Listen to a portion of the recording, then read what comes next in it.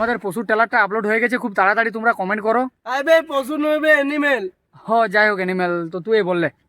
তাহলে আমাদের animal shooting complete হয়ে গেছে। তো ফুল ভিডিও আমাদের মোটামুটি ওই মঙ্গলবারে পোস্ট হবে। আজ কি বার?